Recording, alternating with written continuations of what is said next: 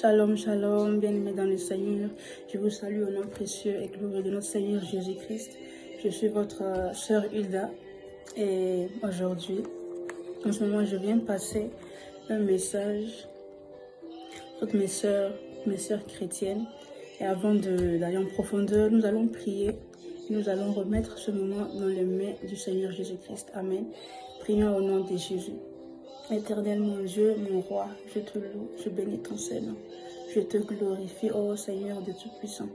Seigneur, je viens remettre ce moment entre tes mains, Seigneur, afin que tu prennes l'entier contrôle, Seigneur, de tout ce que je vais dire, de tout ce qui sortira de ma bouche, Seigneur Tout-Puissant, te soit agréable, Seigneur, et que cela soit pour ta seule gloire, Seigneur de Tout-Puissant. Je te prie, Seigneur, par ce message, Seigneur, de toucher le cœur d'une sœur qui en a besoin, Seigneur de Tout-Puissant.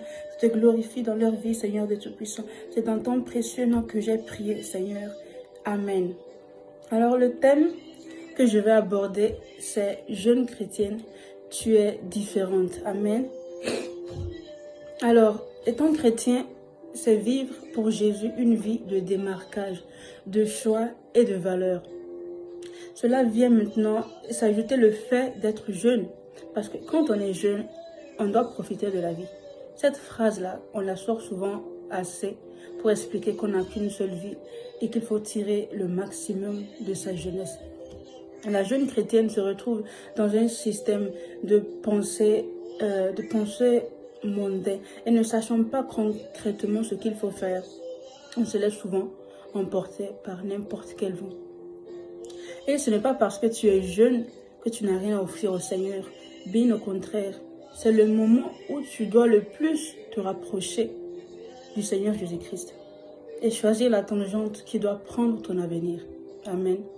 Souvent, le regard des uns et des autres pousse les jeunes chrétiennes à se fondre dans la masse, les empêchant de s'affirmer spirituellement. Amen. Nous allons lire dans le livre de Matthieu 12, au verset 2. Amen.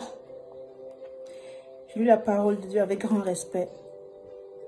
Ne vous conformez pas au siècle présent, mais soyez transformés par le renouvellement de l'intelligence, afin que vous discerniez quelle est la volonté de Dieu, ce qui est bon, agréable et parfait.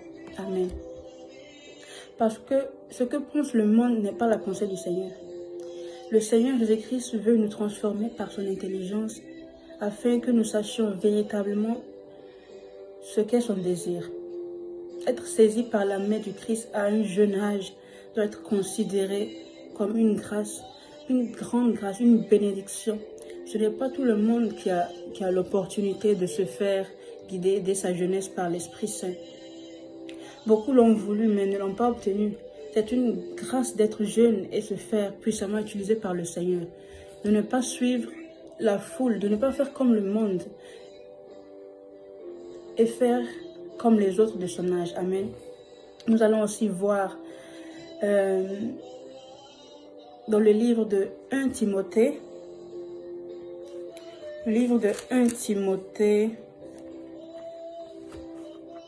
1 Timothée 4 au verset 12. Amen. Je lis la parole de Dieu. Que personne ne méprise ta jeunesse, mais sois un modèle pour les fidèles, en parole, en conduite, en charité, en foi et en pureté. Amen. Là, il faut savoir que sa jeunesse ne doit pas être considérée comme un frein, que personne ne devrait mépriser la jeunesse, mais il doit plutôt l'inciter à être un modèle à suivre en toutes choses. Amen. Donc la jeunesse représente une cible parfaite pour le diable qui ne ménage aucun effort à la détourner de la voie du salut, de la voie du Seigneur. Alors, ma sœur, toi qui m'écoutes, ne regarde pas ton jeune âge comme un handicap, mais tu dois en profiter de ta jeunesse pour te mettre à fond au service de Dieu, pour servir Dieu, parce que c'est une grâce, c'est une bénédiction, c'est quelque chose de précieux, c'est un vrai cadeau de pouvoir servir le Seigneur étant jeune. Il faut profiter aussi de sa jeunesse parce que nous n'avons qu'une seule vie précieuse à vivre. Et il est plus judicieux de se laisser conduire par le Seigneur au lieu de se livrer au désir de son propre cœur et au désir de ce monde. Amen.